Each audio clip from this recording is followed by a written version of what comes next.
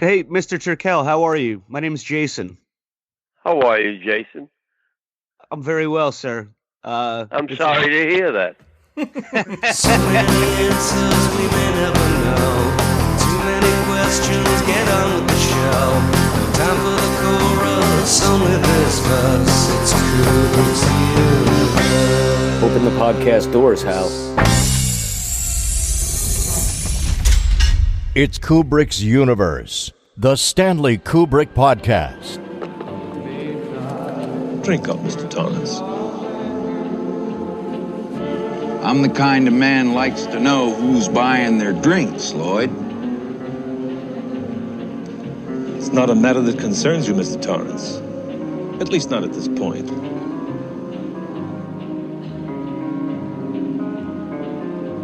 Anything you say, Lloyd. Anything you say.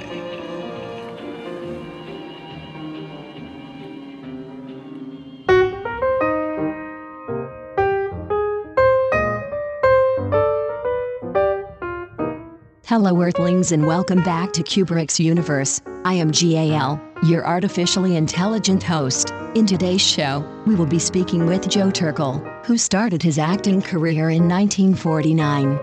He has worked with some of the best directors in the business, including William Castle, Louis Milestone, Sam Fuller, William Wyler, Paul Wendkos, Buzz Kulik, Edward Dmytryk, Bryan Forbes, Robert Wise, Roger Corman and Ridley Scott. His TV appearances have included The Lone Ranger, Highway Patrol, Broken Arrow, Dragnet, Masterson, Wagon Train, Riptide, The Untouchables, Combat, Ironside, Police Story, Kojak, Fantasy Island and Miami Vice. He has appeared in over 60 movies, with the likes of Shelley Winters, Tony Curtis, Richard Widmark, Jack Palance, Karl Malden, Doris Day, James Cagney, Mickey Rooney, Anthony Quinn, Jane Wyman, Charlton Heston, Sterling Hayden, Timothy Carey, William Holden, Deborah Kerr, Gary Cooper, Anthony Perkins, Ronald and Nancy Reagan. You got 30 seconds to go.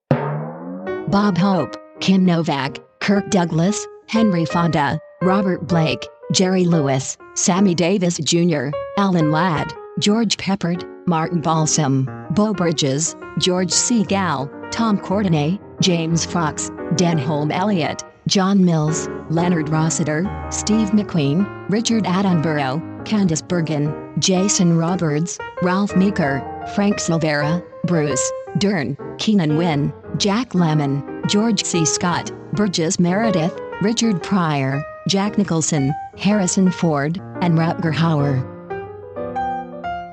And of course, Joe appeared in 3 Kubrick movies, The Killing, 1956, Paths of Glory, 1957, and The Shining, 1980, and that's why we welcome him into Kubrick's universe. Let's do this thing.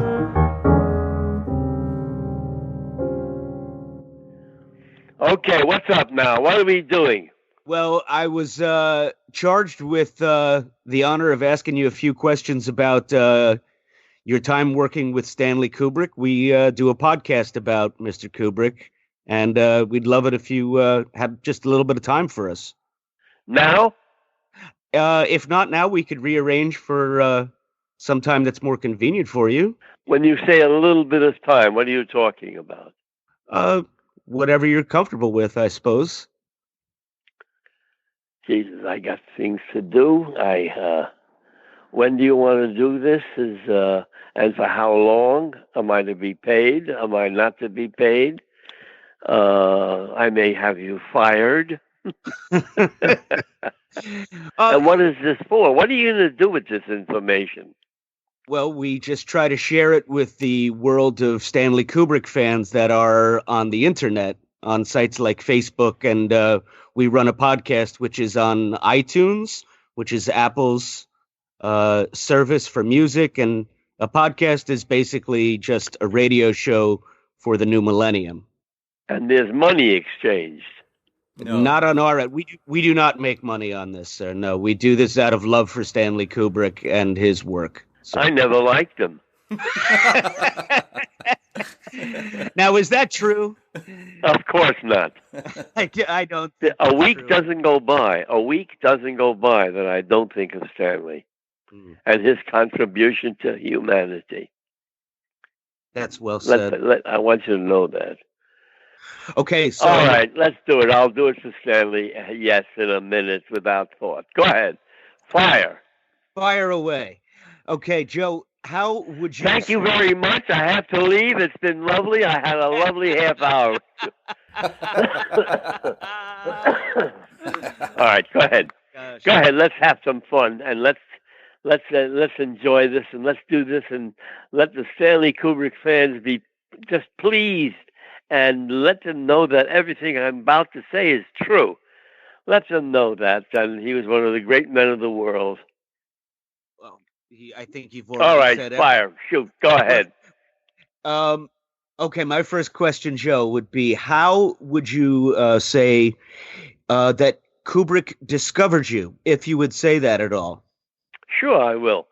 He told me, he says, Joe, I saw you in a terrible movie called Man Crazy. It was a terrible B picture. He says, I used to see all the movies. Absolutely. He said, I saw you in that picture, and the picture was terrible, and I liked what you did. And so I said, I'll have to hire that guy sometime.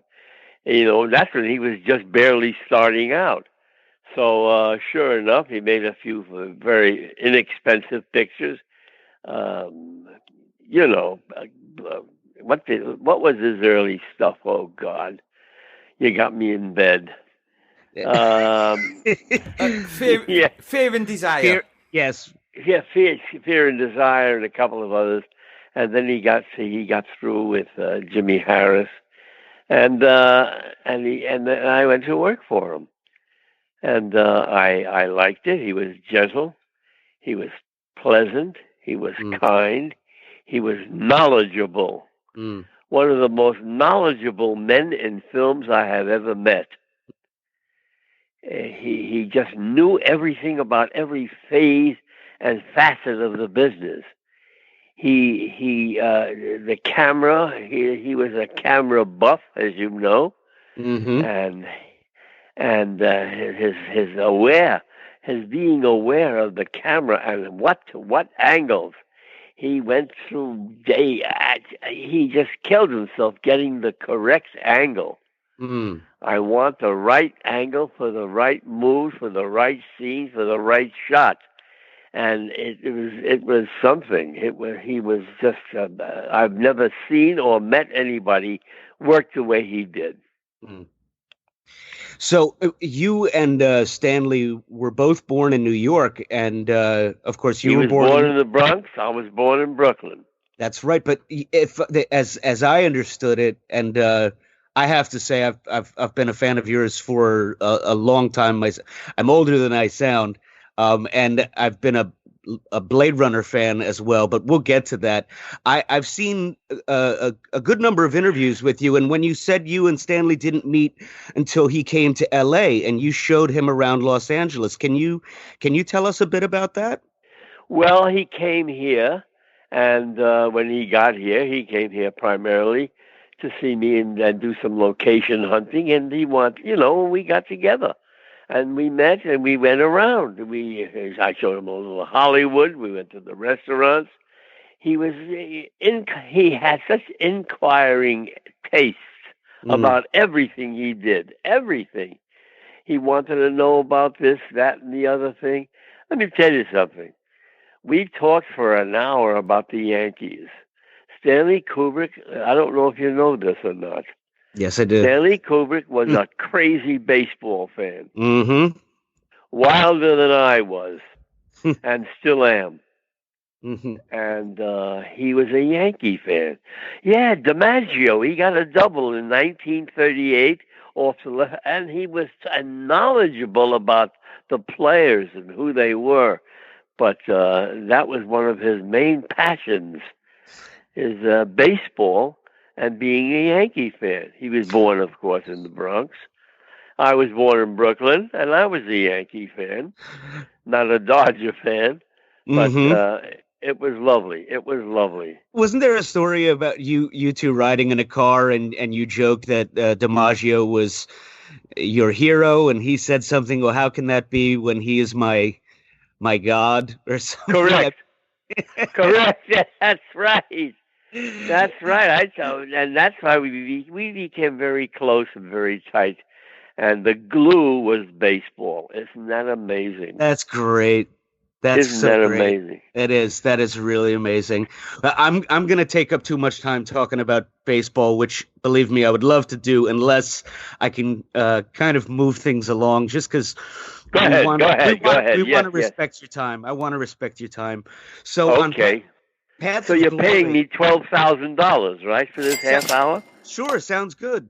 I'll just take out a loan on and a third mortgage. Paths of Glory was filmed on location in Munich, Germany, with Bavaria Studios, and a lot of the interiors were shot over a period of about 66 days, I believe, in 1957. How long were you in Germany with Stanley? For the most of the time, I was in most of the stuff, Yeah. And most of the time, and it was interesting. Germany, oh God, was that something?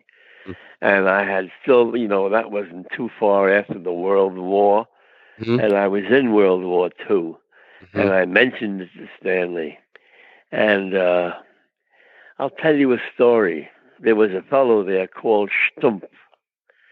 He was one of the technical. He worked in the technical end. STUMPFH or something like that. Stumpf. You got the word? Mm-hmm. Yes. Okay. And one day, and he was talking about Germany and how great we were. And I said, "Were you in the army, Stumpf?" He says, "Yes, I used to."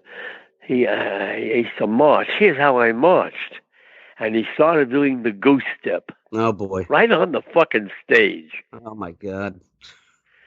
Right there. And I'm a Jew, and Stanley is a Jew. Yeah. And I'm saying to myself, and I looked at Stanley, we looked at each other, and he did the goose step for a couple of seconds, showing the technique of how to do it correctly.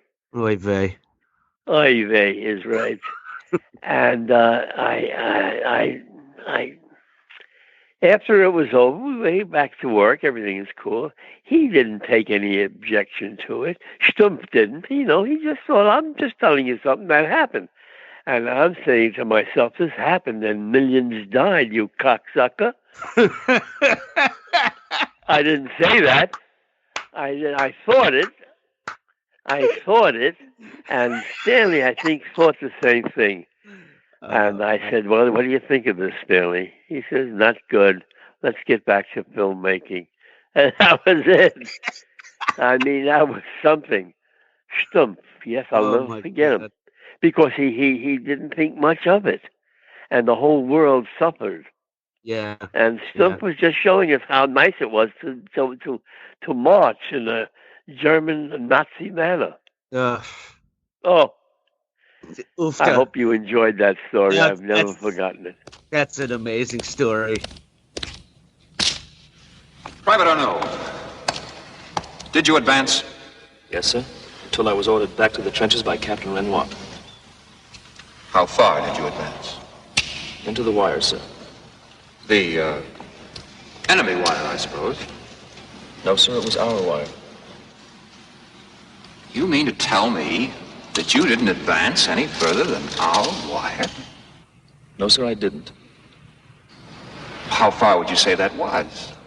How many meters? Well, I advanced as far as I could. How many meters? Not many. Not many. Now, Private Arnold, before you were ordered back, did you urge your fellow soldiers forward? Most of them were dead or wounded before they got 3 steps beyond the trenches. Reply to the question. I didn't urge them on. No, sir. Thank you.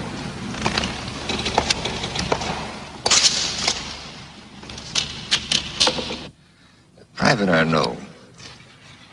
At ease, please. Aside from your sad failure to give throat to spirited battle cries, was your behavior different in any respect from that of the other men in your company? Objection. That's a matter of conjecture. Sustained. Did any men in your company get beyond our wire? No, sir. Is it true that you've been designated a coward simply and purely because you drew a slip of paper marked X? Yes, sir. I don't see that that's significant. It's accepted practice in the French army to pick examples by lot. And since this entire company advanced only a few meters, picking by lot was eminently fair in this case. But I'd like to point out that this soldier has distinguished himself in some of the bloodiest battles of the war.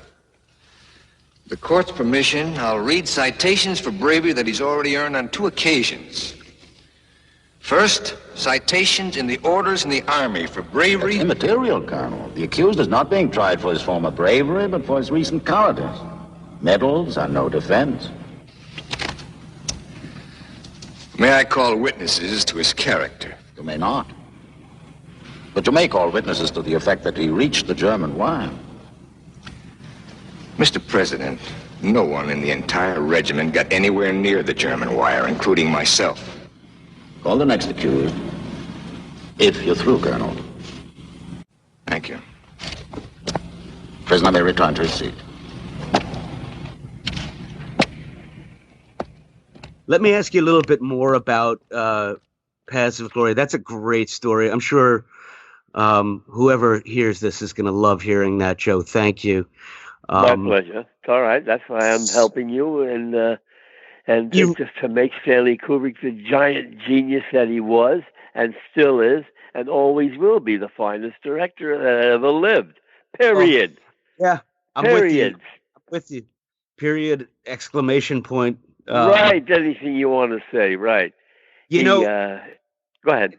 Well, it's just that with the show that we try to create, this thing they call podcasting, Joe, that we're doing is really our effort to try and bring Kubrick's legacy and everything you say about him kind of into this new digital age. None of us are spring chickens, but we're living in this world now with... I'm older than you. I'll catch up with you real soon. Slow down. I'm so old. I was a waiter at the Last Supper. That's great. All right. Actually, it's okay. I am 92 this July. I'm 91 now. I'll be 92 this July, and I feel it. Everybody who is in their 80s, late 80s, 90s, starting to feel it, and that's okay, because that's natural, and that's the way it is. Stanley, I think, was a year older than me. Wasn't he born in 27 or 28? Or I believe that's 28. Correct. Yeah, 28. 28. 20. I was born in 27, so I'm a little older. Well, nope. you made it. A couple decades past him, Joe. So there's oh God, I did. There's something. The thing that how he died killed me. When I heard how he passed on, he was in bed with his wife, and he says, honey, I just don't feel good. And he reached over to the night table to get some medicine of some sort, and he left. Just like that. Yeah. God, that's scary, isn't it? Yeah. Well, Christiana herself, Joe, did say that if you think about all of the hours that Stanley spent awake, being alive, working on the things he loved and being with his family, she said, in a sense, even though he only lived to 70, he lived more life than a lot of other people. Correct. And he worked all the time. He was always working on a project. He was always working on an angle, on a scene, on a line, on a word. Oh, God. Make it better. Make it better. Right. This is not right. This is not right. Let's make it better. And that was his motive in life, is to make it better. He was just, I know directors. I've worked with directors, with fine directors, but they didn't have the intensity. Let me put it that way: intensity of doing so superior work. That's all. Mm. Well, let me ask just one more question about Paths of Glory. Please. And that was my favorite movie. I've read that, and I think it's fascinating because it was pretty early in your career, and you were involved during so much of it. And of course, the film has become famous for those extremely powerful and innovative. Shots. Yeah. Can you recall what it felt like when you saw that trench set? That everybody talks about the trench. Everybody talks about the trench. Oh God, I didn't know because I didn't see it. You know what I say? I didn't see it in film. I just saw it in real life. I said, "Oh, well, this is unique. This is nice." The march by Kirk Douglas. Is that what you're talking about? The walkthrough. Yeah, and oh God, it was great. It was nice. It was interesting. It was creative, and I appreciated it more when I saw it on film. Was it difficult to work in a confined set like that? And how elaborate was that trench set? It was elaborate as you can get. I mean, he had soldiers. He had, oh God, he had real German soldiers that were in the war as extras. Mm-hmm. And we talked about that briefly. He says, yeah, but they're good. He says, it's good. It's quality. And he again strove for quality. That was it. Yeah. He made them the outfits. He himself was wearing trashy rubbish just to match what was going on around him. You know. Mm-hmm. There's nothing he wouldn't do or didn't do to make the film better, to make a shot better. Period. Let me put it that way. Nothing he wouldn't or didn't do. Will you please hear my confession now? Yes. Have faith in your Creator, my son. Death comes to us all. The Father, to the Son, and the Holy Ghost. That's really deep, death comes to us all. That really is deep. Say, for all, what's the matter? Afraid your luck isn't going to hold out? Well, look, this is my religion. Oh, great bottle, forgive me my sins, for now I lay me down to sleep. Oh, Pete, may I drink of you first? Thank you. Amen. I understand your anguish, my son, but you must not let it harden your heart. May I tell you something, Father? Back in my hometown, there was a certain little cafe with an amusing sign over the bar. It read, "Do not be afraid to ask for credit, for our way of refusing is very polite." Come on, Arnold, sit down, you're drunk. Oh, Paris, leave me alone. Paris, can you get out of here with your sanctimonious Palances? What are you hanging around for, to torture us? No, to help you with all my power. Your power? You have no power. Come on, Arnold. Come on, take it easy now. Does he want to laugh? You can't be saved. Saved? I'll be saved. Come on, Arnold. Arnold. Arnold?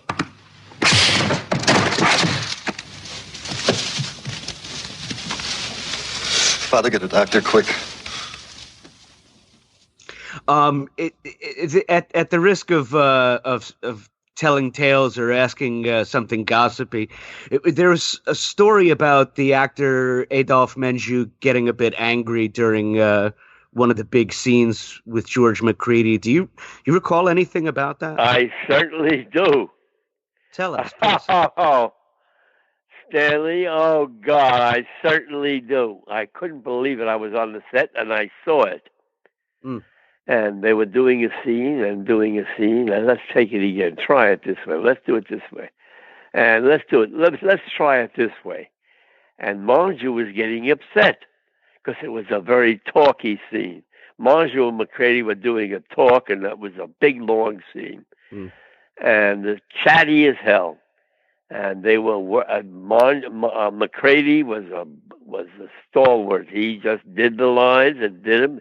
When Stanley says, "Let's do it this way," can you raise your voice a little? Can you do this? So let's try it this way. Finally, Menjou, he says, "Mr. Kubrick, when are you going to say cut and print? When are you going to do this?" He says, I broke in with I broke in with Charlie Chaplin, who gave me my start. And it was never, and Chaplin was great, but never have I been put under such pressure as you're putting us under now. And he started getting slowly angrier. For Christ's sake, Mr. Kulik, let's get this goddamn, one of those things, And Stanley had a habit of brushing his forehead with his fingers. Just brushing his hands over his forehead with his fingers. He didn't move. And here comes Monju, getting angrier and angrier, coming after Stanley. I said, holy shit, is Stanley going to get hit? Is Monju going to hit him? Well, let's get this and more and more.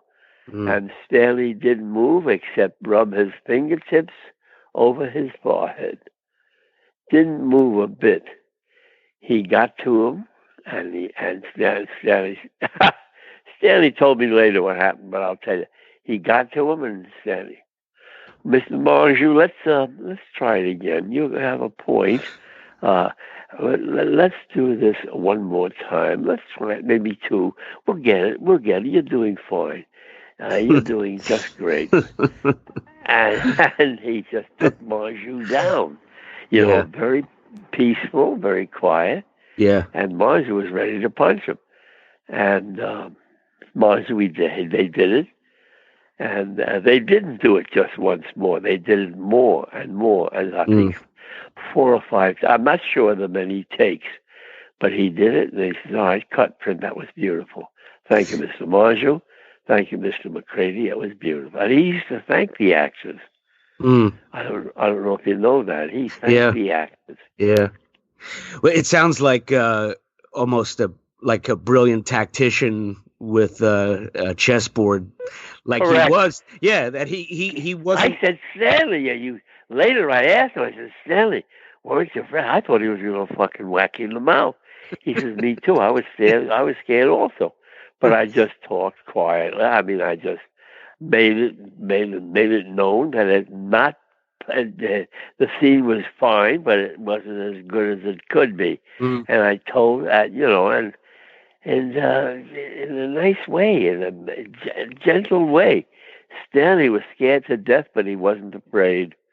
I don't know if that makes sense, but it does. He just did the scene, and the most important thing about the whole goddamn moment is he got what he wanted. Right. And I asked him later. I said, Stanley, what made you do the thing 3 or 4 more times? He says, I'll tell you, Joe. I says, which one did you use? He says, I used the very first one. The one where he went after the screaming. I said, really, why?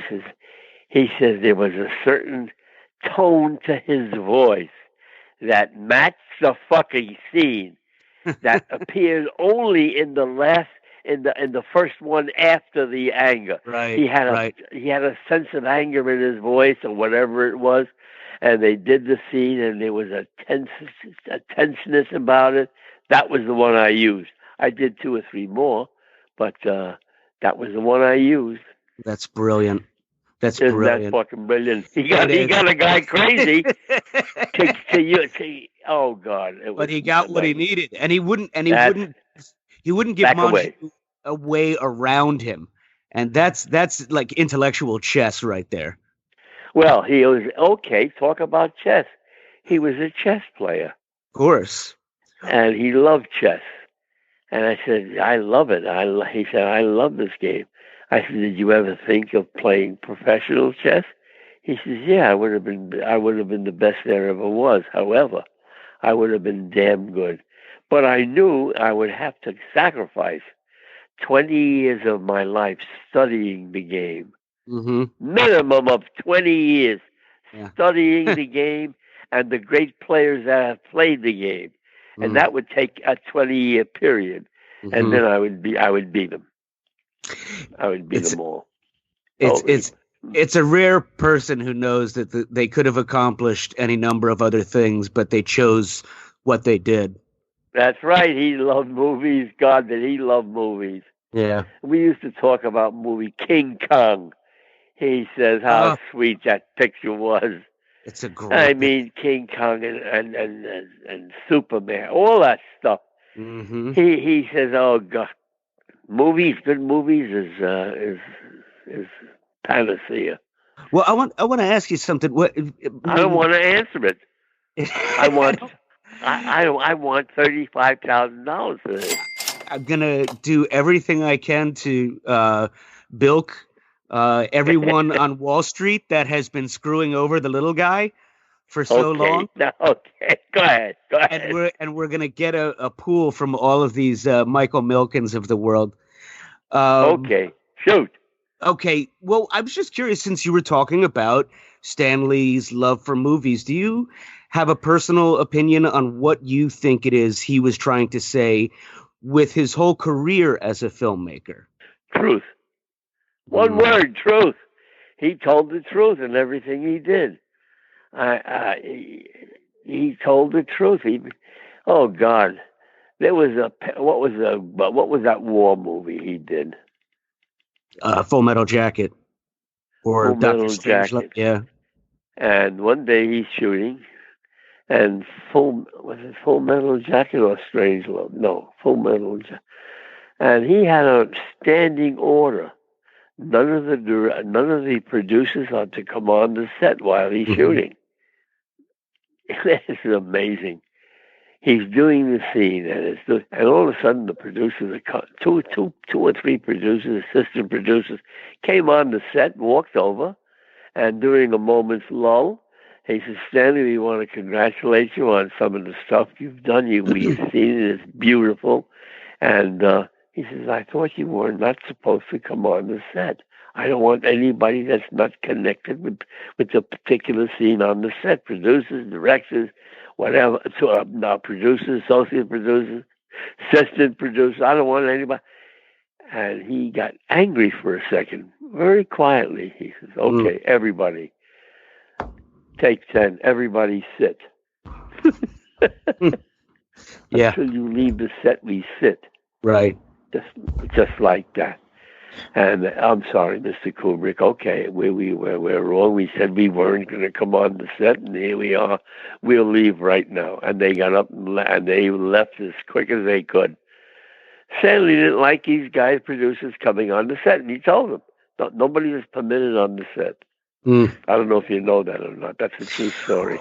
Let me fast forward a little bit to The Shining, because, of course, people who listen to the show are going to want to know what it was like working again. This would have been your third time working with Stanley. And, of course, the Lloyd character, Lloyd the bartender, is now completely iconic in the history of cinema. Heard that, yeah. So how was Kubrick different working on The Shining with him? Was there any sense of a different guy that you felt you were working with as opposed to the director of Years The Killing earlier? Or Paths of Glory? Yeah. No, he was the same. During The Shining, oh God, Jack and myself and Stanley were, on the set while getting it ready when it was getting ready for being shot on. And Stanley, this is amazing. True story. He walked around the set, observing, looking, checking the color, checking the of all the extras on the set, checking their wardrobe. Shouldn't you use this towel? Shouldn't you have this handkerchief in your other pocket? Oh God, you got the picture? Do you have the movie? Okay, you got it. Absolutely. You got it. There was one moment that killed me. Do you know what the ashtrays were back in the 30s?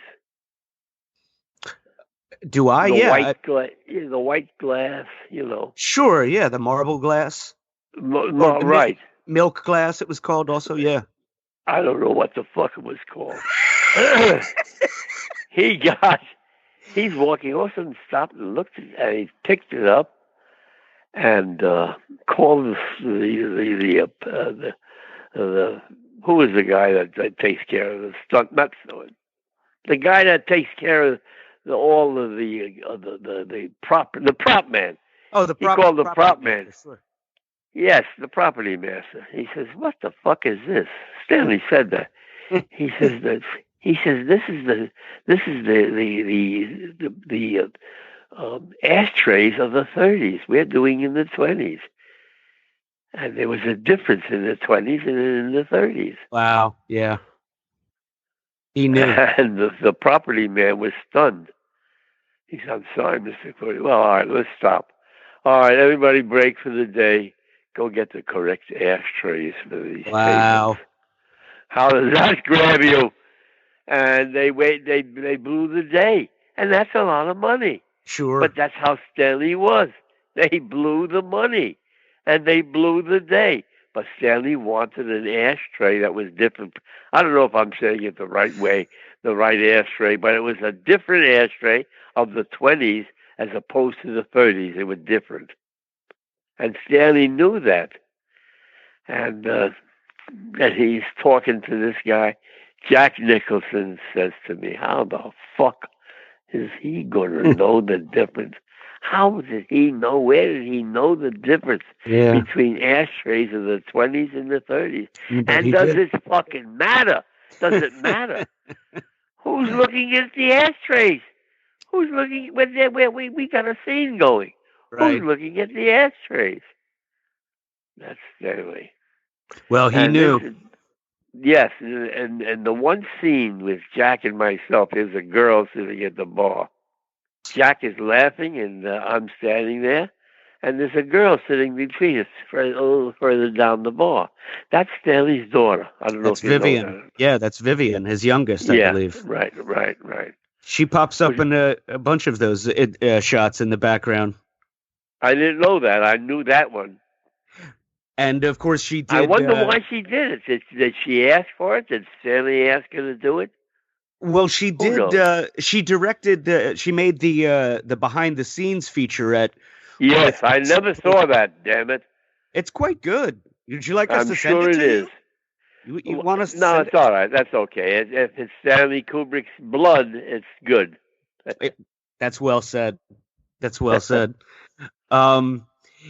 Now, do you have any other memories, fond or otherwise, of working with the great Jack Nicholson? Jack was a fine actor. Jack is still an actor, but I don't know. I don't know if I should say this, but he's not working anymore. Mm-hmm. Did you know that? I could tell. I haven't noticed him in anything in at least a decade. Right. I was watching The Departed recently, and I was thinking, gosh, what an absence we have now. I don't know why he hasn't really done anything except one or two films after Martin Scorsese's The Departed. He just hasn't worked, and find out for yourself. I'm not going to tell you. But Jack is a fine actor. Was a fine actor always, except recently. The decade that you were talking about. Jack knew his stuff. You know, he had those long scenes with me at the bar, and I asked him, "Jack, you want me to? We'll do some lines together." And get he said, "No, I'm set. I'm ready." Hi, Lloyd. A little slow tonight, isn't it?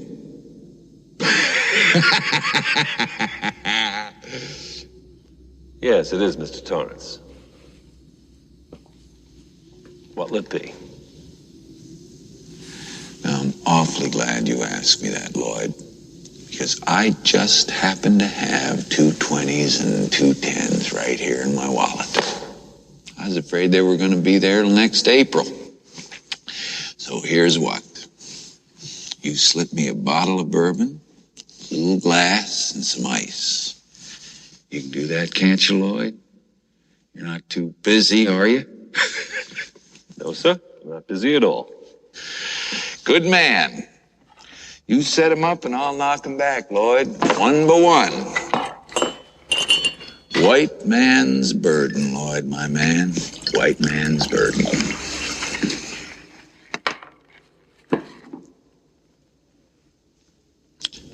Say, Lloyd, it seems I'm temporarily light.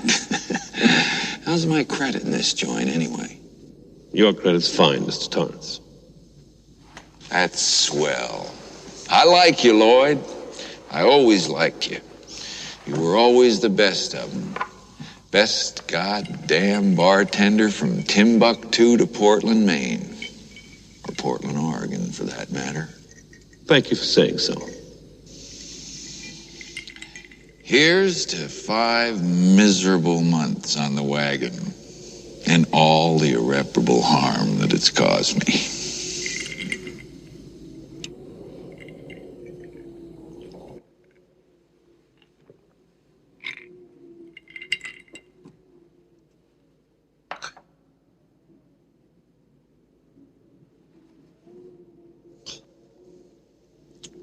How are things going, Mr. Torrance? Things could be better, Lloyd. Things could be a whole lot better. I hope it's nothing serious. No. Nothing serious. Just a little problem with the old sperm bank upstairs. Nothing I can't handle, though, Lloyd. Thanks. Women can't live with them, can't live without them. Words of wisdom, Lloyd. Words of wisdom.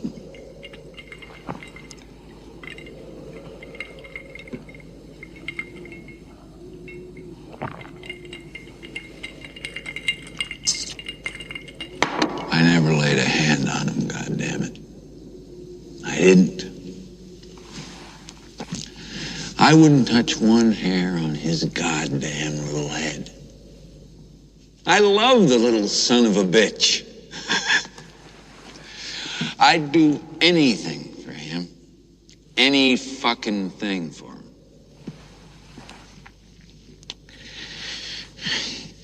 But that bitch, as long as I live, she'll never let me forget what happened.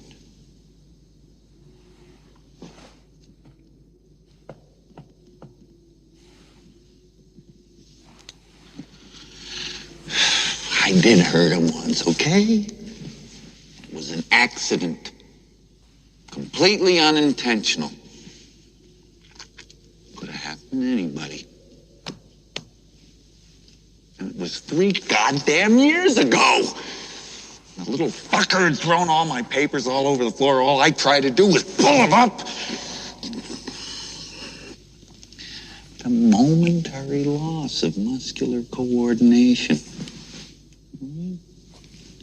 Few extra foot-pounds of energy per second.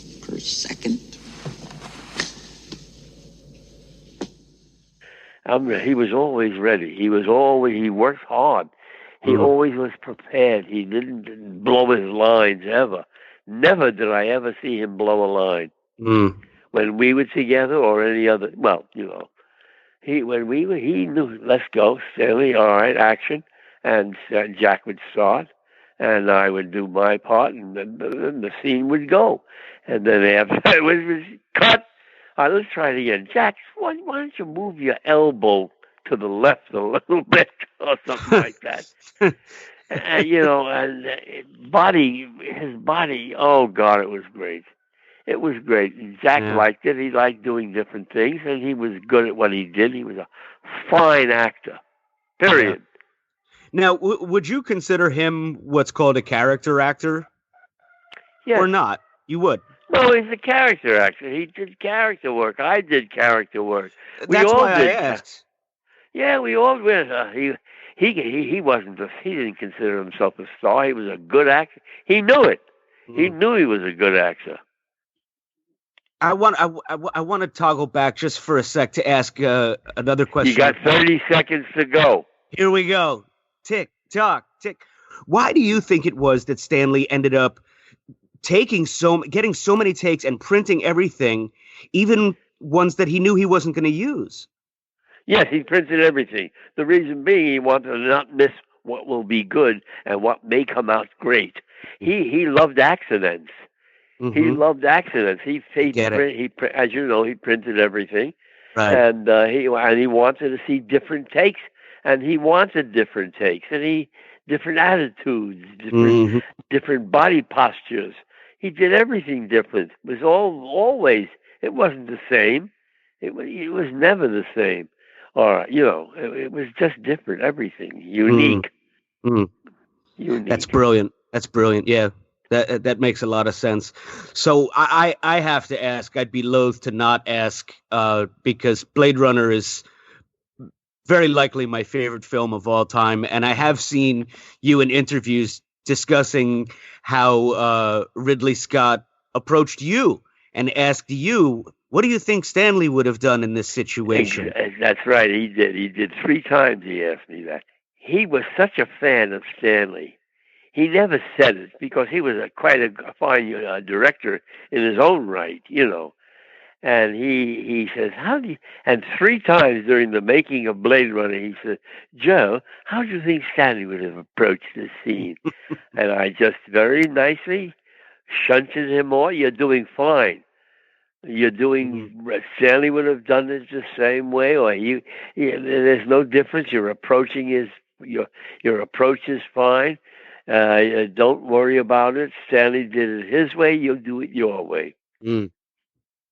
There have been a few instances out there where people are looking deep at Blade Runner, and they're seeing a lot of rather overt homages, if you will, from Ridley Scott. For instance, the heavy use of the eye, the Napoleon teddy bear, for instance, is a direct reference to Stanley's unfinished Napoleon project. I'm just wondering if you had any insight or even a passing thought about that. He wanted to do that. That was one picture he wanted to do, Napoleon. Mm-hmm. And he just never got around to it. He started writing it. He stopped. He did this. He did that. He just didn't do it. He died. You say he died at 70? I didn't know the exact age. Yeah. 1999. It was... yes, right. Just over 20 years ago. Yes. Oh, God. Yeah. All right. I'm off the phone. You got enough? I think we do. We've been, I can't tell you how grateful this is. We've been so lucky to get a chance to talk with you. My pleasure. My pleasure. Make Stanley look better than he was, which was impossible. My pleasure. My pleasure. Make Stanley look good. Better than he was, is what I just said. Yeah. Let's do it. We will. All right, guys. Take care. And Thanks, Joe. I'm glad I did something for Stanley this morning, and that's great. Hello, Earthlings. I am GAL, your artificially intelligent host. Today's show was produced by Stephen Rigg, hosted by Jason Furlong, with James Marinaccio and Mark Lentz in the engine room. Please rate and review our show, as the lads from Kubrick's Universe really like to hear what you think. Thanks also to David Constantine for being instrumental in setting up our interview with Joe Turkel. A new 4K restoration of The Shining is coming, with mysterious new footage, or that is what was stated in a recent press release from Warner Brothers. This release stated that the new 4K restoration was Kubrick's 146-minute cut of The Shining, implying that this version would contain the famously deleted hospital scene that was at the end of the film. However, Warner Brothers has now corrected its press release, stating that this 4K restoration is instead the standard 144-minute cut of The Shining that audiences are familiar with. The 4K release is being shown in selected cinemas and is out later in the year on Blu-ray. Awesome news. Go, Mrs. Torrance. This show is brought to you by the Stanley Kubrick Appreciation Society. We will now leave you with an excerpt from Joe Turkel's lecture on Stanley Kubrick, A Force of Nature, which he performed in Oklahoma in 2001. Now, if I may, I'd like to just take a few minutes to tell you about his work. And then I'll tell you my experiences regarding his humanity, his person, and my remembrances, my reminiscences of Stanley himself. The man did 13 pictures in all. Actually, a few more, but those other ones were very minor. 13 major pictures, 11 of the greatest quality. Stanley never won an Oscar. Stanley Kubrick never won an Oscar. He was nominated 4 times. First time was 1964, Dr. Strangelove. He approached nuclear holocaust and disaster the way no other director would or could. With humor, he got away with it. Those nominated for the Best Achievement in Director are Stanley Kubrick for Dr. Strangelove, or How I Learned to Stop Worrying and Love the Bomb. The winner that year was George Cukor in My Fair Lady. In 1968, he did Space Odyssey. And that film had the greatest transition shot in the history of film. Every director admits it. That film had the shot where if you saw the picture, the ape at the very opening of the picture, after killing another ape with a femur bone, he took it and he roared and he threw it up in the air, and the bone went up and up and up, and at the very apogee of the bone throw, it came down a spaceship, going from the beginning of time to the present time. Everybody was aghast. He should have won the Oscar for that scene alone. We are assembled here somewhat reluctantly to make the next award, which is for Best Achievement in Directing. The only girlish thing about 2001: A Space Odyssey was a computer with a noticeable lisp. Stanley Kubrick for 2001: A Space Odyssey. The winner that year was Carol Reed for Oliver. And incidentally, in 2001, here we are. And what he said in those days, back in '68, is happening today. We're traveling in space, we're living up there, experimenting, and everything he said was accurate. Vision. Third time was Clockwork Orange. There is no limit to where violence can lead, unless checked and tended to by human instincts of a higher nature. Now, I don't know who said that. I know Stanley did, but I don't know if he was quoting perhaps Einstein or some other peace-favoring human being of some high stature. But he said those words. And this is gonna... Stanley was screaming to everybody who would listen. What the hell is wrong with you? We are a violent people. We have violence in us and all over us. Can't you see? I'm going to tell you what the future looks like. Take a look at this picture, and you'll see what 19s or whatever it is in the future will look like. He made that picture in 1971. And ever since that picture was made, there's been a direct, unbroken line of violence from Clockwork Orange to the Murrah Building, unfortunately, who you are too all familiar with, from Clockwork Orange to the Murrah Building, Columbine High School, and the two high schools in Southern California, and dozens of murders and killings in smaller ways. And he warned human beings about violence. Nobody listened. Those men nominated this year for the Best Achievement in Directing: Stanley Kubrick for A Clockwork Orange, a Hawks Films Limited production, Warner Brothers. The winner that year was Bill Friedkin for French Connection. The fourth time he was nominated was 1975. Barry Lyndon. You take any frame of Barry Lyndon, blow it up, put it on the wall, and you have an artistic masterpiece. And he invented with Bausch and Lomb, the lens makers, a specific lens that would be able to photograph the banquet scene with the only source of light being candles. First time that was ever done. Magnificent. Those nominated for Best Achievement in Directing are Stanley Kubrick for Barry Lyndon. The winner that year was Milos Forman for One Flew Over the Cuckoo's Nest. Every one of the four films had one thing in common. Dr. Strangelove, 2001, Clockwork Orange, and Barry Lyndon had one thing in common: uncommon uniqueness. Each was a different subject. Each was filmed differently. Each had a unique way of photography and style. Absolute range unknown to other directors. In Hollywood, if a director does Hitchcock did his thing, his Psychos, Vertigo, and all those. Stanley did different things, different areas, different times, different places in history, and he carried it off remarkably. Now, how about the time Stanley was not nominated? 1957, Paths of Glory, David Lean won for Bridge on the River Kwai. 1960, Spartacus, Billy Wilder won for The Apartment. 1962, Lolita, David Lean won it for Lawrence of Arabia. 1980, The Shining, Robert Redford won it for Ordinary People. 1987, Full Metal Jacket, Bernardo Bertolucci won it for The Last Emperor.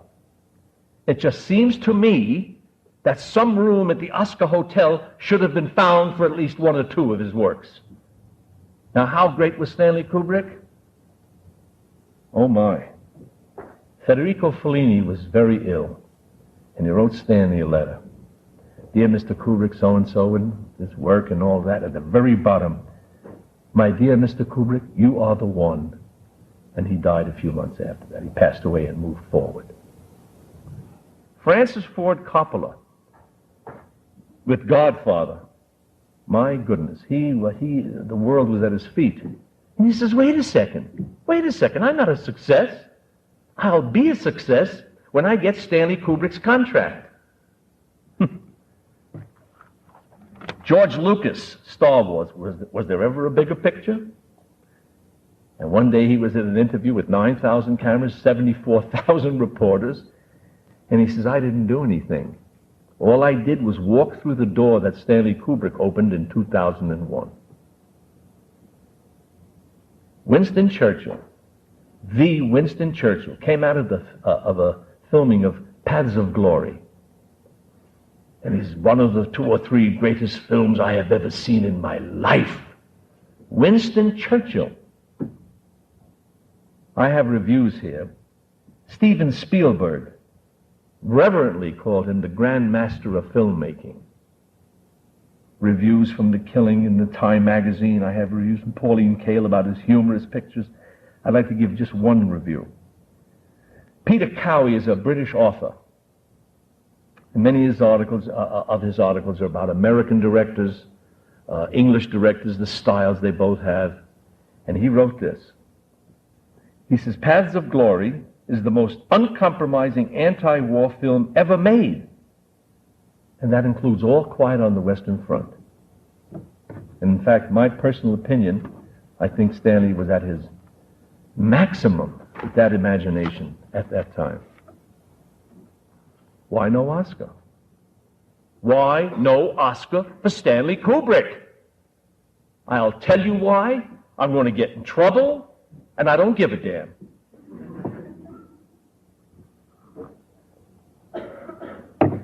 Two reasons. First, rather frivolous. Every director held Stanley in awe. With such admiration, it was beyond belief. And I've learned in life that admiration is the twin of envy. Real, deep-seated envy. That's the first reason. And that's rather frivolous. Here's the real reason. 2 directors told me this. Joe, you were born in New York. Stanley was born in New York. You're Americans. He goes to England, and he makes pictures that cost 60 million, 80 million, 90 million every 4 or 5 years. That money could be better spent here. It would be better for you actors. It would be better for the crews, the cast, everybody, the labs, all of Southern California spend that kind of money. When is the last time, Joe, that you saw a British company come over here and spend the equivalent of 80 or 90 million dollars? And as long as I have anything to say about it, we're never going to give them one. Period. Well, ladies and gentlemen, truth to tell, makes a little bit of sense. An American, certainly you should look after Americans, the American industry, and be part of it, which he is. I says, wait a second. You know, you're taking into consideration the economic portion of it. And that's all well and good, and you make a good point, and there is something to be said for that. I want to know, what about the artistic consideration? He says, Joe, what the hell is wrong with you? There is no consideration other than economic. Again, if I have anything to say, which I do, we're never going to give him one. That was cold. I took that away, thought about it. That was ice cold. The Directors Guild, incidentally, gave him the Directors Guild Award. He's been given awards from every country in the world, the best and the highest. Okay. 6 months later, a year later, I don't remember which, a director, little guy, swell fellow, television man, he says, Joe, forget it. Forget it. He's in England. Ain't going to get anything here. Forget it. Just as nicely as that, but I got the message. Not only was that cold, but what got my ire up, no Oscar, but they also vilified him.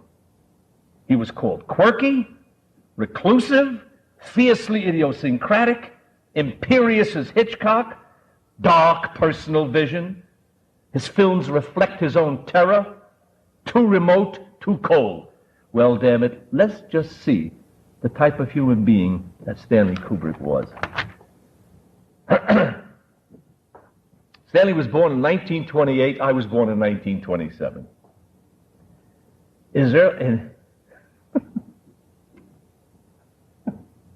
You're not going to believe this. In his early teens,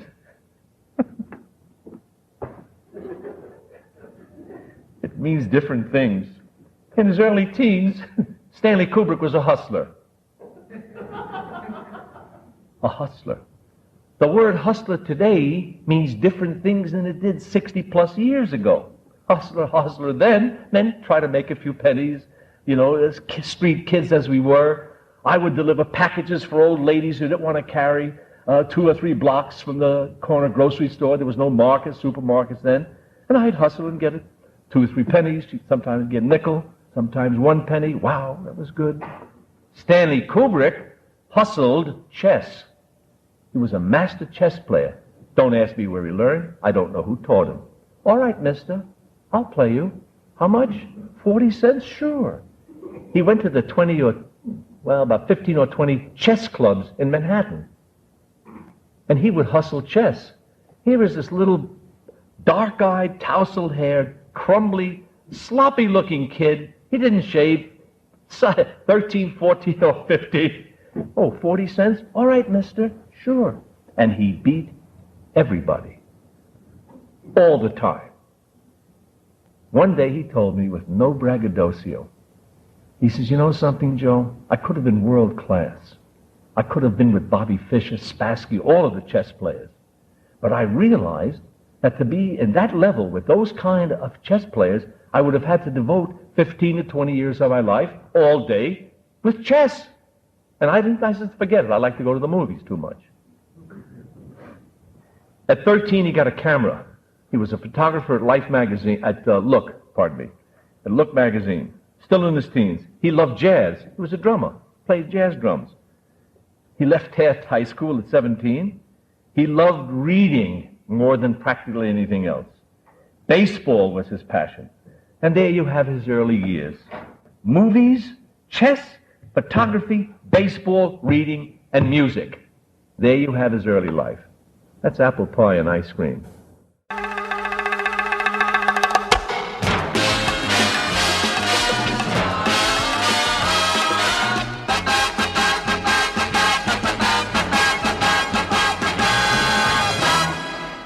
This forced perspective makes Stephen look very small. Tiny. This forced perspective makes Stephen look very small. Tiny. This forced perspective makes Stephen look very small. Tiny. This forced perspective makes Stephen look very small. Tiny. And look very small. And look very small. And look very small. And look very small. This forced perspective makes Stephen look very small. Tiny. This forced perspective makes Stephen look very small. Tiny. This forced perspective makes Stephen look very small. Tiny. Look very small. Look very small. Look very small. Look very small. Tiny. Tiny. Tiny. Tiny. Good shit. I guess we should let him get off to the pub. Sounds good. Maybe there's some zombies there he can kill. Good shit. I guess we should let him get off to the pub. Sounds good. Maybe there's some zombies there he can kill. Good shit. I guess we should let him get off to the pub. Sounds good. Maybe there's some zombies there he can kill. Good shit. I guess we should let him get off to the pub. Sounds good. Maybe there's some zombies there he can kill.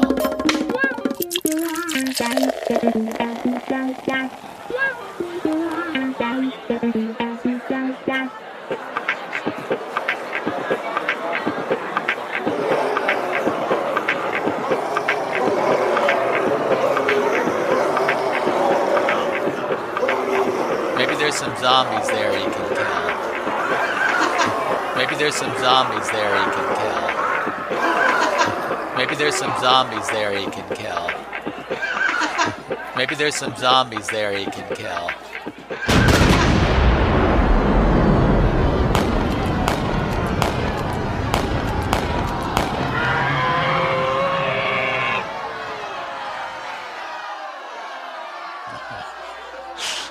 Love it.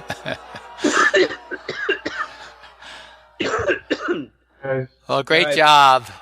Yeah, well done, everybody. Good stuff. Look forward to the next one. Bye-bye.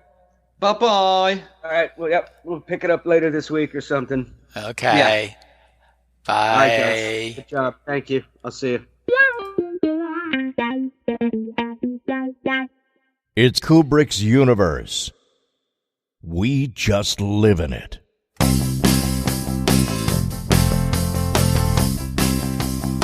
We have taken very thorough precautions in this podcast against broadcasting anything which might only be attributed to human error. Thank you for listening to the Stanley Kubrick Podcast.